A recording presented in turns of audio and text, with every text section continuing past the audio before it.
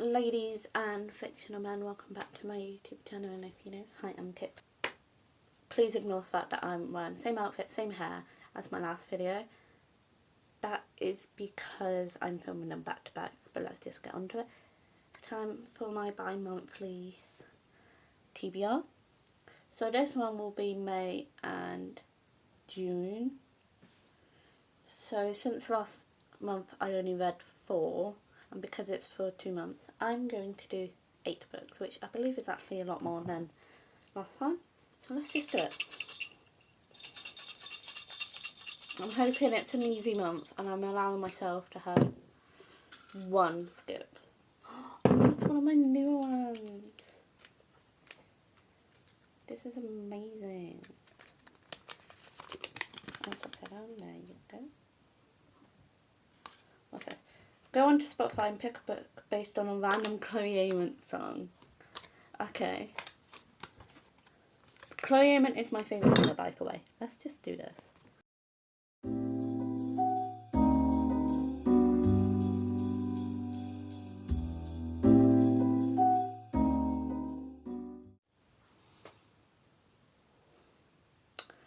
Well, I got Stay Right Here by Chloe Amen, which is based on Spider-Man and Gwen Stacy. Obviously, she ends up dying in the end. What book? Okay. I know what book I'm going to pick, and no, that's the wrong one. It's one I wrote. Would this technically be considered a reread? Yes. Do I care? No. But yeah, I'm going to read my own book for Princess and Her Guard, because why not? So yeah, and this is purely based on the ending of this book, and that's all I'm going to say about that one. Time for my next one.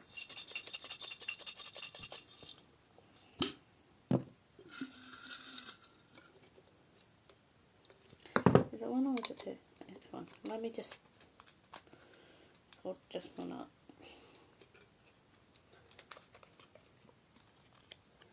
There you go. Oh my god. Scroll on Pinterest and pick a random photo if a book has to be for same vibes. I have to load up my laptop, so let's just do that. What I will do, since my Pinterest at the moment is literally just random writing stuff, I'm gonna go into one of these. Did I click one? Nope. Okay. And then I'm gonna, so it's this one, 20. I'm gonna scroll this board and then pick a random one. Ooh, love letter. So the book I've chosen to go with that prompt, I know it says love letter, but I saw a letter and I was like writing, so I chose Yellowface by Rebecca F. Kwan. This is because if I explain what this book is about, I will butcher it. This is one hell of a story, it's just not hers to tell. When failed writer June Hayward witnesses her rival Athena Lou die in a freak accident, she sees her opportunity and takes it. So what if it means stealing Athena's final manuscript? So what if it means borrowing her identity? So what if the first lie is only the beginning? Finally, June has a fame she always deserved, but someone is about to expose her. What happens next is entirely everyone else's fault. That sounds really good. Also, I may not like bright colours, but I love how vibrant this cover is. So let's just pick my next prompt, shall we?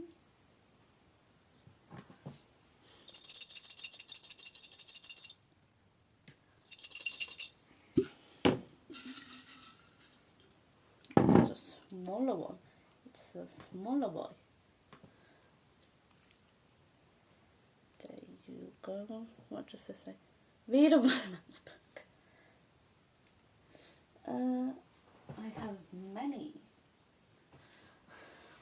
I'm in the mood for a dark romance. Let me find one. Found my next book, and that is Scarred by Emily McIntyre. I've read Hooked. I didn't particularly enjoy it. I still have it purely because I have the whole collection, so I don't want to get rid of one, you know. Anyway, I believe these are all Dark Romance retellings. First one was a Peter Pan retelling. This one, I believe, is for Lion King. Anyway, here's for Blurb. Prince Tristan was never destined for the throne. That was always his brother Michael, the same brother responsible for both Tristan's tormented childhood and the scar that wears his face. Yep, this is Lion King. When their father dies, Michael is set to assume the throne and Tristan is set to steal it. For leader of a secret rebellion, Tristan will stop at nothing to end his brother's reign. When Michael's new betrothed, Lady Sarah Betrothed, arrives, Tristan finds himself in the middle of a new kind of war. The kind that begs the question of what's more important, the crown or the woman about to wear it. Sarah has one plan: marry the king and eradicate the father's line, even at the risk of her own peril. But she never expects the scarred prince. He's dangerous, forbidden, and one of the men she's been sent to kill. But the line between hatred and passion has never seemed so thin. As secrets come to light, Sarah grows unsure of whom she can trust, torn between vengeance and the villain she was never supposed to love. Okay, this sounds really good. And I can't even watch Lion King because it makes me cry. There we go. Time for the next one. I'm having so much difficulty shaking it today. I'm trying to get my new ones, but I seem to be getting my old ones. This is what this one says. I can't read what it says. A new book on my TBR, so a new bought book. I bought a load of books last month. Not me having to go onto my YouTube to find out what books, like, new. Do you know what? I might be back after I find a new book. I found one, and it's purely because it was in the thumbnail of that video. And this is For Beautiful by Renee Addy. Sorry if I'm mispronouncing that. The blurb is: in 1872, New Orleans is a city ruled by the dead, but to 17-year-old Celine Rousseau, it's also a safe haven after she's forced to flee her life in Paris. Quickly enraptured by the vibrant city, from its music to its extravagant soirees and even its dangers, she soon becomes embroiled in the city's glitzy underworld, and particularly in the group known as La Cour de Lions. But when a body is found in their lair, Celine is forced to battle her attraction to the group's enigmatic leader, Sebastien Saint Chamond, I think, and suspicions about his guilt along with her own secrets. As more bodies are discovered, New Orleans becomes gripped by the terror of a serial killer on the loose, one who seems to have Celine in his sights. But when she finally takes matters into her own hands, she finds herself caught in the midst of an age-old feud between the darkest creatures of the night, where the piece of forbidden love is her life. That sounds amazing. I'm actually really excited. I might do this as a YouTube video, actually. There you go.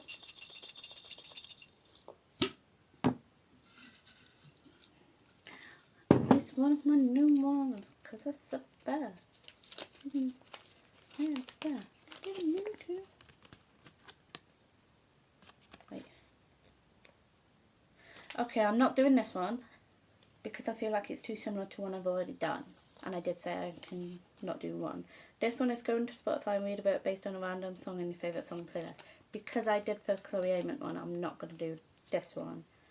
Because I think they are too similar.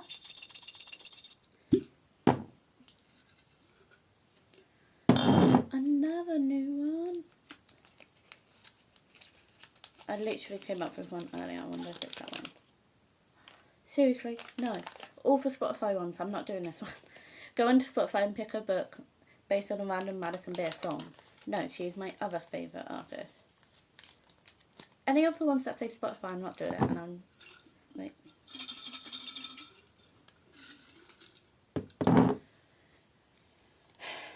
What's this one gonna be? We are also at the halfway mark. Read a book with a illustrated cover. Okie doke, let me find one. I got one, and that is Beneath the Net, which is part of the Vancouver Storm series by Stephanie Archer. I feel like I have a sneeze coming. Are you going to? Bless me. He's the hot grumpy girlie I had a crush on in high school, and now I'm his living assistant. After my ex crushed my dreams in the music industry, I'm done with getting my heart broken. Working as an assistant for an NHL player was supposed to be a breeze, but nothing but Jamie Street shirt is easy. He's intimidatingly hot, grumpy, and can't stand me. Keeping things professional will be no problem, even when he demands I move in with him. Beneath his surliness, though, Jamie's surprisingly sweet and protective. When he finds out my ex was terrible in bed, his competitive nature flares, and he encourages and spoils me in every way. The creative spark I used to feel about music is back, and I'm writing songs again. Beneath wearing his jersey at games, fun rowdy parties with the team, and being brave on stage again, I'm falling for him. He could break my heart, but maybe I'm willing to take that chance. That sounds so cute. 1, 2, 3. 1, 2, 3, 4, 5. Okay. 6, 7, 8. 3 more.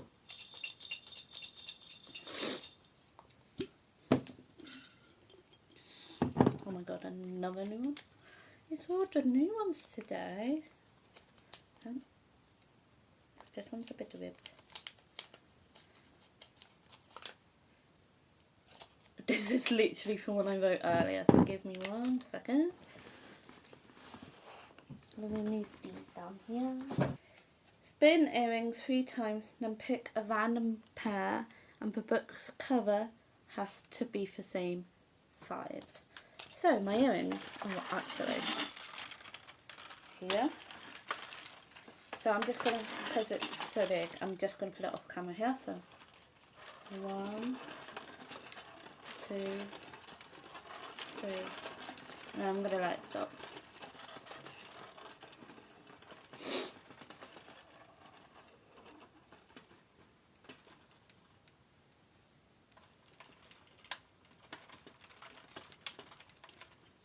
I picked my favourite pair, which is pigs. So pigs and pink.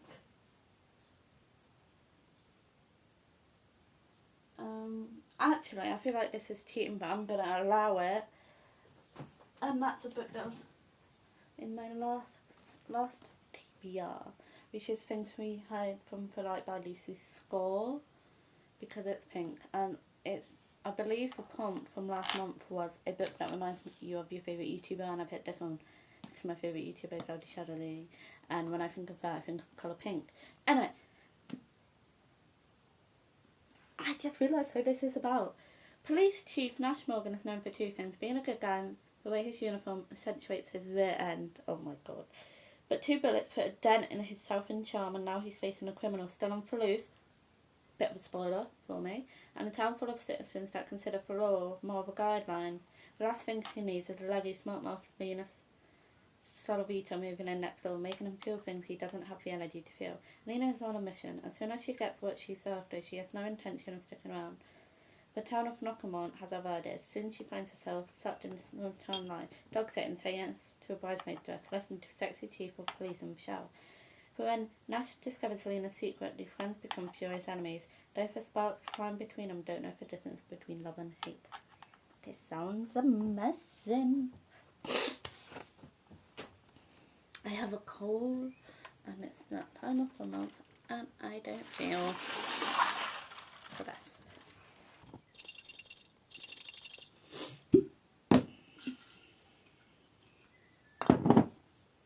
This one is a long one. Please don't be anything to do with Spotify.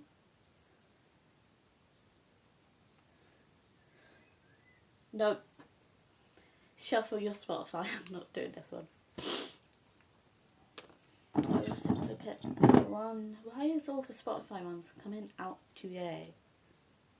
I'm not doing this one either. Go on to Netflix and read a book. That is because I don't have Netflix on my laptop. Seriously, what is going on? I will pick this one.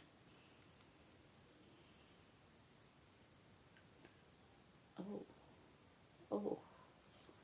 I don't know if I can do this one. There you go. So, a book with the same letters in its title as your current show's initial. So I'm watching Criminal Minds, so that's 2. I'm also watching Two Broke Girls, that's 3. I'm also watching Teen Titan, that's 2. I'm also watching Dream Academy Cat's Eye, that's 3. So 2 or 3 essentially. Wait, what? Let me read it again. A book with the same letters in its title as your current show's initials, so 2 or 3 essentially. Wait, actually I have one that's 2. And that is for Stalker by Anna Wong. She's the only woman he wants and the only one he can't have. Asher Donovan is a living legend, the darling of the Premier League and arguably the greatest footballer in the world. But his reckless behaviour, recent transfer has become a PR nightmare. When a feud with his rival turned teammate cost him the championship, the pair forced to bond during off-season training. Surviving the summer shouldn't be hard until Asher meets their new trainer. She's beautiful, talented, and no matter how hard he tries, he can't take his mind off her. The only problem? She's his rival sister and completely off limits. Scarlett Dubois is a former prima ballerina whose career was cut short by a tragic accident. Now a teacher at a prestigious dance academy, but still haunted by the ghosts of her past, the last thing she wants to is to spend the summer cross-training Asher Donovan. She swore she would never date a footballer again. When she's thrown into dangerously close proximity with a gorgeous, charming striker, all bets are off. Training she can deal with, but falling in love, that's out for question, especially when he's the only person with the power to break her heart. That sounds so sad, but so good. Editor Kitty, insert a drum roll sound effect.